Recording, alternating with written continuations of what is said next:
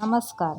आज आपण बनवणार आहोत उकडीचे मोदक. त्यासाठी लागणार आहे 1 वाटी खवलेले ओले खोबरे, अर्धी वाटी गूळ, तूप 2 चमचे आणि वेलची पावडर. प्रथम आपण मोदकाचे सारण बनवून घेऊया. त्यासाठी मंद गॅसवर कढई ठेवून 1 चमचा तूप टाकून घेऊया. आपले तूप आता थोडेसे गरम झाले आहे. आता त्यामध्ये खवलेले ओले खोबरे टाकून घेऊया. ओले खोबरे 2-3 वेळा परतून झाल्यावर लगेचच त्यामध्ये बारीक केलेला गूळ टाकून घेऊया. गूळ आणि खोबरे व्यवस्थित परतून घेऊन ते एकत्र मिसळून घेऊया. गूळ आणि खोबरे छान एकजीव झाले आहे. आता आपण त्यामध्ये पाव चमचा वेलची पावडर टाकून तीही मिसळून घेऊया. आपले मोदकाचे सारण तयार झाले आहे. ते डिशमध्ये काढून घेऊया. यानंतर मोदक आवरणासाठी आपण पीठ बनवून घेऊया. त्यासाठी कढईमध्ये 2 वाट्या पाणी घेऊन ते गरम करायला ठेवूया. पाणी गरम झाल्यावर त्यामध्ये चवीनुसार मीठ टाकून घेतले. पाण्यामध्ये टाकलेले मीठ थोडेसे ढवळून घेऊया आणि पाणी तसेच पुन्हा गरम करायला ठेवूया. पाण्याला उकळी येऊ लागल्यावर लगेचच त्यामध्ये 1 वाटी तांदळाचे पीठ म्हणजेच मोदकाचे पीठ टाकून ते व्यवस्थित ढवळून घेऊया.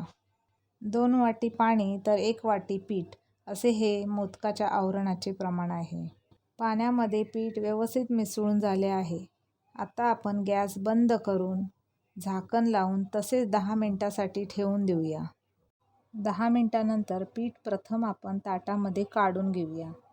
आता या पिठाला थोडेसे तूप लावून ते व्यवस्थित मळून घेऊया. मोदकाचे पीठ आणि मोदकाचे सारण दोन्ही तयार झाले आहेत. आता आपण मोदक कसे बनवतात ते पाहूया आणि करूया.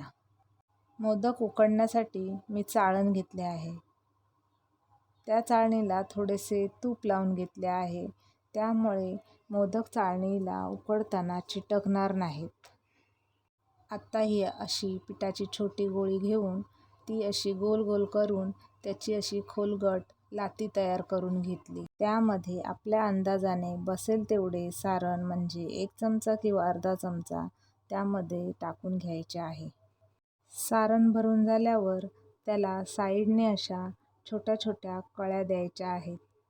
कळ्या तयार करून झाल्यावर मोदक हळूहळू बंद करून घ्यायचा आहे. आपल्याला होईल तेवढ्या जास्तीत जास्त मोदकाला कळ्या दिल्या तर मोदक अधिक छान दिसतो. असा हा आपला मोदक तयार झाला आहे. तो चाळणीत ठेवून देऊया आणि इतर सर्व मोदक करून घेऊया. दुसऱ्या बाजूला कढईमध्ये पाणी गरम करायला ठेवले होते. आता हे तयार केले सर्व मोदक चाळणीसकट त्या कढईवर झाकण लावून 10 मिनिटांसाठी वाफवण्यासाठी ठेवूया.